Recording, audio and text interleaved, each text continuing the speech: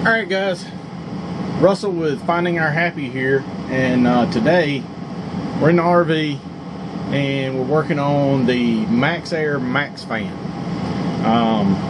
This is the 4-speed fan, and as you can see here, there's a circuit board, and the problem we had is the fan wouldn't come on, and then when I could finally get it to come on, it wouldn't cut off. Well, I contacted Maxxair at Airxcel and talked to them, and apparently there is a known problem with the circuit boards. So what they have done is they have revised this part. This is the new one. You know, comparing the two, they definitely look different. I'm not 100% sure what happened on this one. I think one of these MOSFETs got burnt out. But they said that if it got too much voltage, it would cause it to burn out. And apparently we had too much voltage coming in at some point for whatever reason, but it was a really low threshold from the way the guy explained it to me at Airxcel. So what we're going to do now is we're going to swap this out. And unlike conventional car electronics, their black wire is positive. It's labeled. So that tells me that the purple coming in from the RV supply is going to be my hot lead, and white is going to be ground. And that seems to be pretty common across most RVs, is that the white is ground. So now that we've cut both of those loose, and I had to cut the purple one, take it apart and cut the purple one to get it to cut off. So now what we can do is unplug this. The new one comes with a plug on it. I'll show that to you in just a second.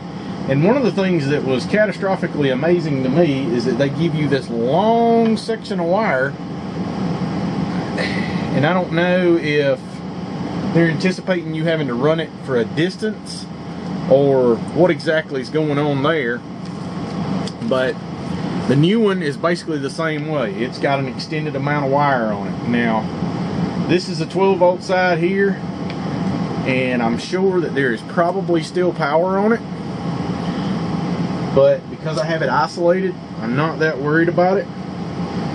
They used just some 2-wire connectors here to put it together. You can see it here. I think it just depends on what you have on hand. I've got a bunch of these crimp style butt connectors, and I'm going to use it to put this back together with. There, we've got our hot lead isolated and crimped and ready. Now we're gonna strip off our ground here. There's that one.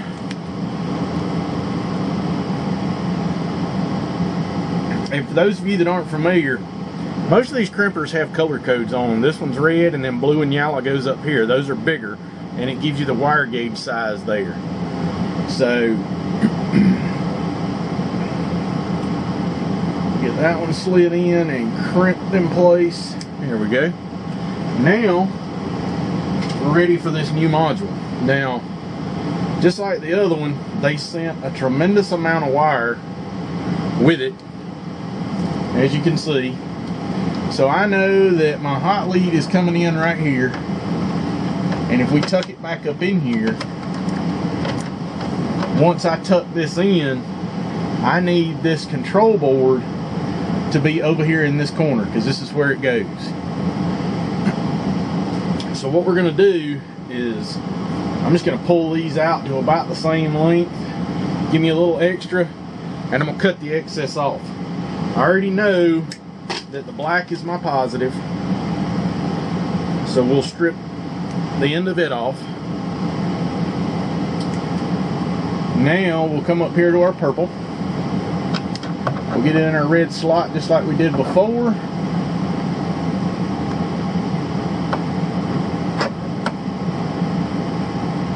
Get all of our wire strands together. And that up in there. And crimp it down. Now you want to crimp it hard enough that you collapse the metal sleeve inside, but that you don't actually cut through the plastic outer housing. And it's kind of hard to cut through if you use the appropriate size crimper, because if you'll look right here, you can see on these, they only close up so far. Now we'll strip the white one off, which is our ground. Twist those up so they don't fray out. Come up here, turn it over so I can see my color code. There's that one. And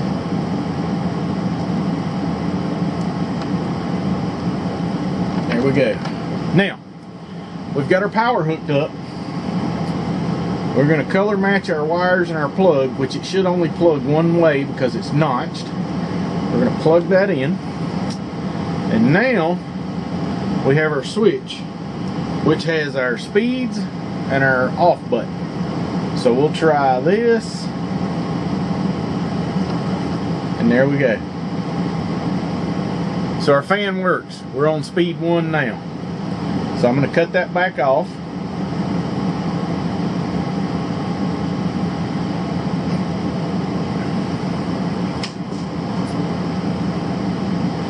I'm going to grab my cover. Make sure my locks are in place. And it's got 2 little screws that holds this on. So what we're going to do is, we know this K2 switch over here is our off because we just tested it, which means we can put this onto here.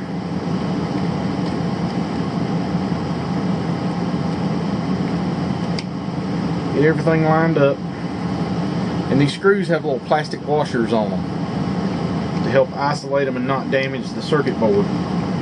So I'm definitely going to make sure I replace those where I took them apart. Get that started. Tighten this one in. Now we're going to have to manipulate the wiring a little bit here. And I just turned the fan back on.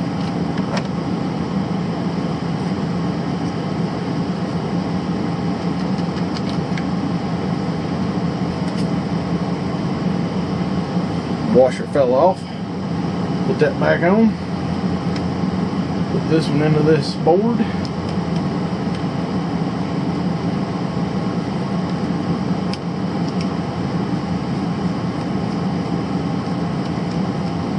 Alright, there we go.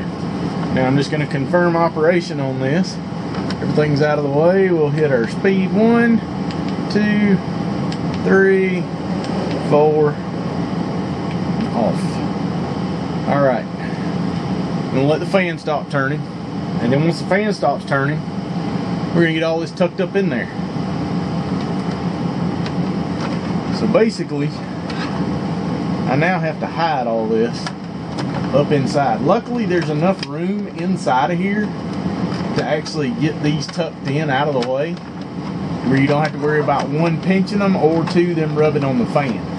And I think those are the key things, is to make sure that they're tucked in to where they can't rub on the fan and cause a problem down the road somewhere. And then once we get that in, we got to bring this down, and there's a sleeve that goes in here.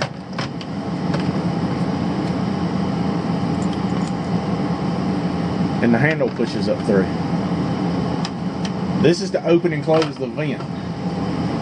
So now, make sure it's off because I bumped it back on. There we go.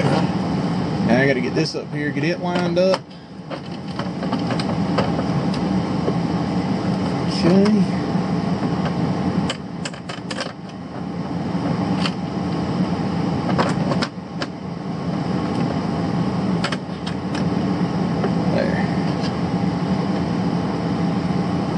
I can get the handle started there. Alright, got the screw started in it. We come over here, make sure our wires are tucked back out of the way. We're not going to pinch those. Screw in. Yeah. Alright, we're on the downhill run now, I guess. There's that one.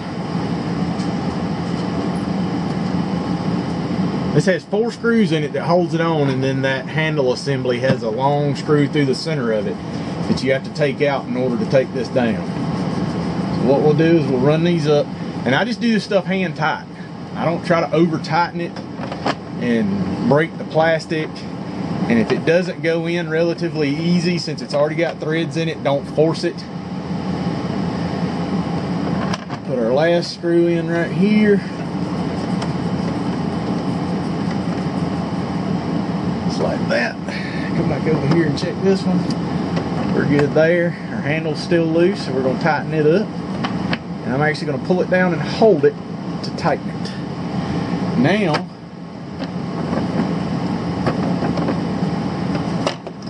alright, we can open our vent, lock it in place. Then the only thing we got left at this point is to put our screen back in, and it's got little notches that go in here where the lock tabs are. And you just simply twist those around until they fall into the little slot to hold the screen in place.